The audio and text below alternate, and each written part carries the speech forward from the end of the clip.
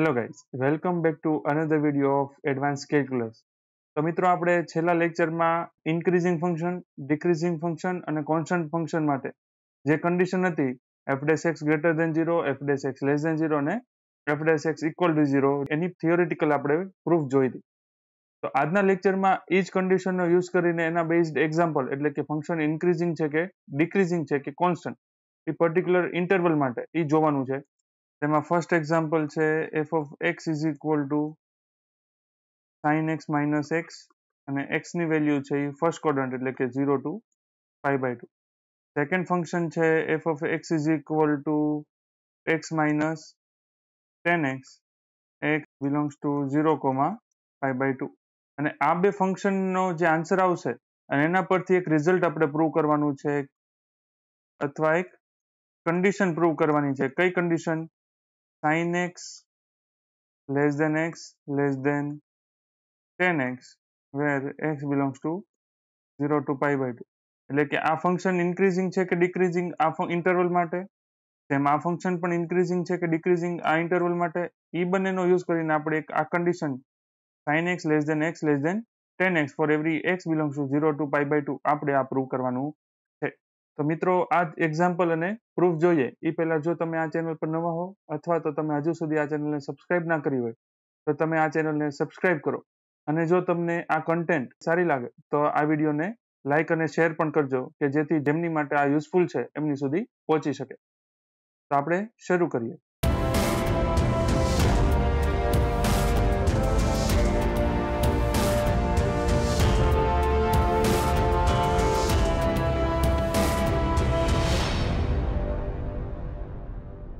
તો એમાં example number 1, F of x is equal to sine x minus x અને interval છે x belongs to 0 to π/2. હવે આપણે જોવાનું છે કે આ ફંક્શન છે એ ઇન્ક્રીઝિંગ છે કે ડિક્રીઝિંગ છે કે કોન્સ્ટન્ટ. તો જો એની માટે હું આવું પ્રૂવ કરી દઉં કે f dash x greater than 0 કોની માટે? તો કે x belongs to open interval 0 to π/2 માટે. તો હું એવું કહી દઈશ કે આ ફંક્શન એફ ઓફ એક્સ છે એ ઇન્ક્રીઝિંગ છે, બરાબર. F dash x less than 0, x belongs to 0 થી π/2. જો આવું હું બતાવી શકું તો ફંક્શન છે કેવું થશે? ડિક્રીઝિંગ થશે. અને જો F dash x equal to 0 થાય તો એક્સ બિલોંગ્સ ટુ 0 ટુ π/2 માટે શું થશે? F of x is constant function થઈ જશે.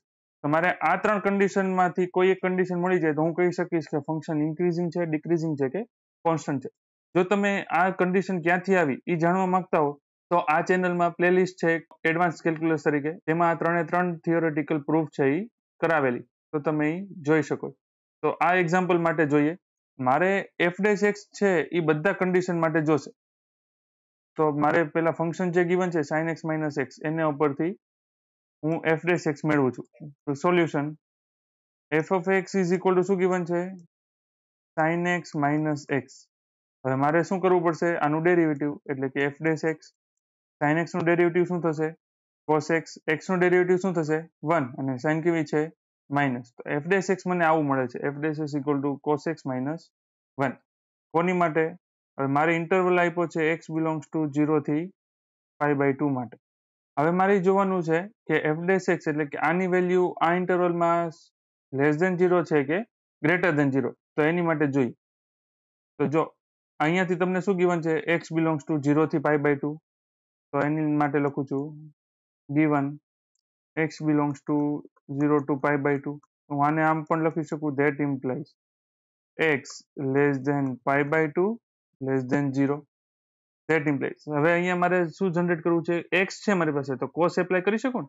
તો બધી બાજુ cos એપ્લાય કરું તો અહીંયા શું આવશે? cos 0 less than cos x less than cos π/2. તો આના પરથી cos 0 ની વેલ્યુ શું થશે? 1. 1 લેસ દેન cos x અને લેસ દેન cos π/2 ની વેલ્યુ શું આવશે? 0. તો જો આ કન્ડિશન છે એ પોસિબલ ન થાય કે 1 કરતા મોટું હોય ને 0 કરતા નાનું હોય. તો અહીંયા આવી કન્ડિશન મળી. શું કામ મળી? કારણ કે તમે જોશો તો આપણે ઇન્ટરવલ લીધો છે 0 થી π/2. તો 0 થી π/2 માં જ્યારે હું cos નો ગ્રાફ ડ્રો કરું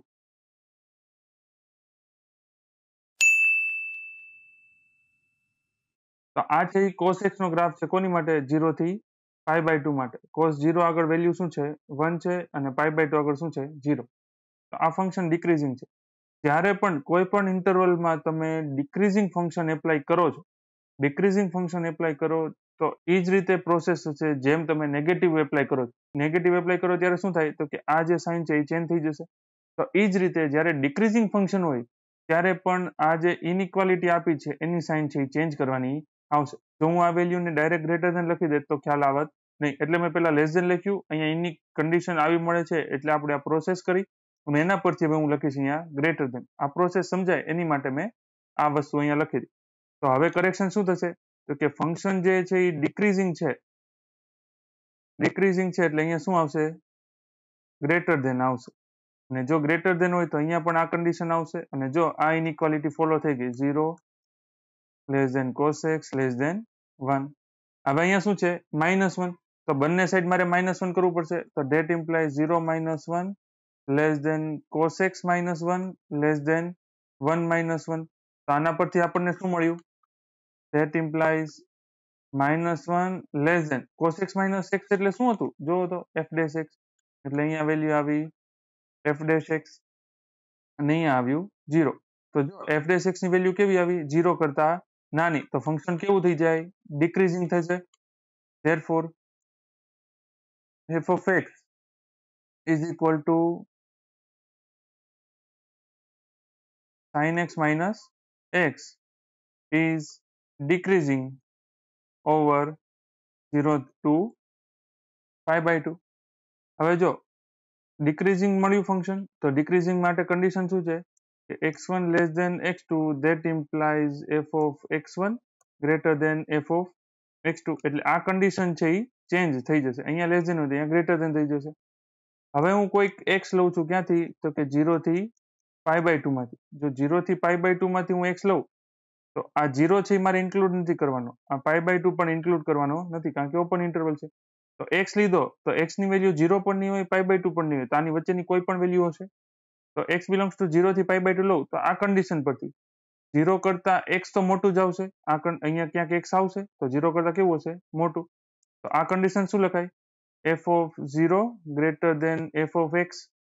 ધેટ ઇમ્પ્લાઇઝ f of 0 એટલે sin 0 minus 0, sin 0 ની વેલ્યુ 0 એટલે 0 minus 0 greater than f of x. f of x ની વેલ્યુ શું છે sin x minus x. તો આની વેલ્યુ શું મળે 0 greater than sin x minus x. તો આના પરથી શું મળ્યું that implies sin x less than x. તો આ જે કન્ડિશન છે એનો આપણે યુઝ કરશું જે આપણે મેઇન કન્ડિશન જે પ્રૂવ કરવી છે એમાં. બરોબર.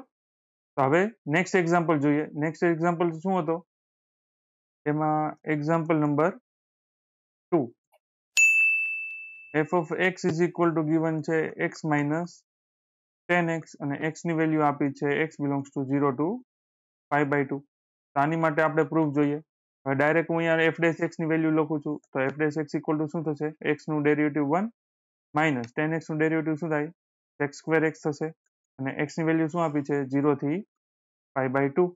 હવે મારે જોવાનું છે કે આ વેલ્યુ પોઝિટિવ થાય કે નેગેટિવ થાય. તો એની માટે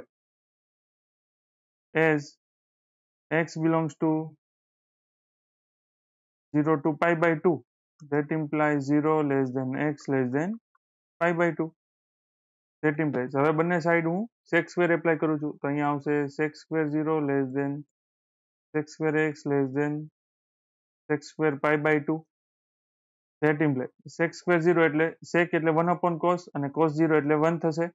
તો અહીંયા વેલ્યુ આવશે 1 less than sec square x less than sec square π/2. sec π/2 એટલે 1 upon cos π/2 અને cos π/2 ની વેલ્યુ 0.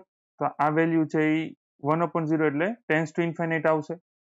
હવે શું કરું છું આને નેગેટિવ સાથે એપ્લાય કરું તો minus infinity less than minus sec square x less than -1 કારણ કે માઇનસ વડે મલ્ટીપ્લાય કરવું એટલે સાઇન ચેન્જ થશે. સાઇન ચેન્જ થાય તો આ ગ્રેટર હતું એ શું થઈ જશે સ્મોલ થશે. હવે આના પરથી હવે મારે શું કરવાનું છે 1 એડ કરવાનું છે. તો ઇન્ફિનિટીમાં હું 1 એડ કરું તો એમાં કોઈ ચેન્જીસ આવશે નહીં. એટલે અહીંયા આવશે 1 માઇનસ sec સ્ક્વેર x અહીંયા આવશે 1 -1 એટલે એ 0. તો જો આના પરથી આ શું થઈ ગયું ધેટ ઇમ્પ્લાઇઝ હું ખાલી આની વેલ્યુ લખું છું f dash x F dash x આપણને મળ્યું હતું ને 1 માઇનસ એક્સ સ્ક્વેર એક્સ, અને એ શું મળ્યું? Less than 0. That implies f of x is decreasing function over interval શું મળ્યો? 0 to π/2. હવે આના પરથી નાવ હવે જેમ પ્રોસેસ ઓલામાં કરી હતી એ જ રીતે કરવાની છે કે હું એક્સ લઉં કોઈ પણ 0 થી π/2 માં, 0 થી π/2 એટલે આ ઇન્ટરવલ થઈ ગયો 0 અને અહીંયા π/2. તો 0 ને π/2 નથી લેવાના, તો કોઈક એક્સ આની વચ્ચેનો હશે. તો ડિક્રીઝિંગ ફંક્શન માટે કન્ડિશન શું છે? x1 less than x2. That implies f of x1 greater than f of x2. તો સેમ આમાં x છે એ બિલોંગ્સ ટુ 0 to π/2 એટલે અહીંયા ક્યાંક વચ્ચે હશે x. તો હું વેલ્યુ લઉં છું 0 લેસ દેન x. તો ધેટ ઇમ્પ્લાઇઝ શું થશે? f of 0 greater than f of x. f of 0 એટલે 0 minus tan 0 greater than f of x એટલે x માઇનસ tan x. આની વેલ્યુ 0 માઇનસ tan 0 ની વેલ્યુ tan 0 એટલે 0, તો 0 માઇનસ 0 એટલે 0 greater than x minus tan x. અને આના પરથી શું મળ્યું? x less than tan x. તો આ જે છે એ આપણને બીજી કન્ડિશન મળી. પહેલી કન્ડિશન શું હતી? sin x less than x કોની માટે? અહીંયા હું લખતા ભૂલી ગયો છું, x બિલોંગ્સ ટુ 0 to π/2 માટે. અહીંયા કન્ડિશન શું મળી? x less than tan x કોની માટે? x belongs to 0 to π/2. તો બંને કન્ડિશનને ઉપર કમ્બાઈન કરી દઉં. આને હું ઇક્વેશન નંબર 2 આપું છું અને આને ઇક્વેશન નંબર 1 આપું છું.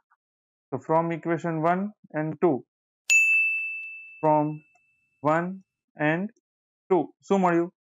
પહેલી કન્ડિશન આવી છે sin x less than x, અને બીજી કન્ડિશન આ છે એ કમ્બાઈન કરી દઉં તો શું મળશે? tan x. બરાબર. કોની માટે? તો કે x બિલોંગ્સ ટુ 0 to π/2 માટે. તો આ જે છે એ આપણે જે કન્ડિશન આપણે પ્રૂવ કરવાની હતી એનું પ્રૂફ છે. તો જો તમને એક્ઝામમાં આવું પૂછાય કે prove that sin x less than tan x for x belongs to 0 to π/2, તો આ બંને એક્ઝામ્પલ છે તમારે કમ્પ્લીટ કરવા પડે. એમાં ઇક્વેશન 1 અને 2 નામ આપીને ફ્રોમ 1 અને 2 આપણે આ કન્ડિશન છે એ પ્રૂવ કરી શકશું. તો આ એક પહેલો એક્ઝામ્પલ હતો ટ્રિગ્નોમેટ્રિક ફંક્શન માટે, ઇન્ક્રીઝિંગ અને ડિક્રીઝિંગ ફંક્શન માટે. નેક્સ્ટ લેક્ચરમાં આપણે આ જ કોન્સેપ્ટ એટલે કે ઇન્ક્રીઝિંગ અને ડિક્રીઝિંગ માટે બીજા એક્ઝામ્પલ જોશું. Thank you for joining.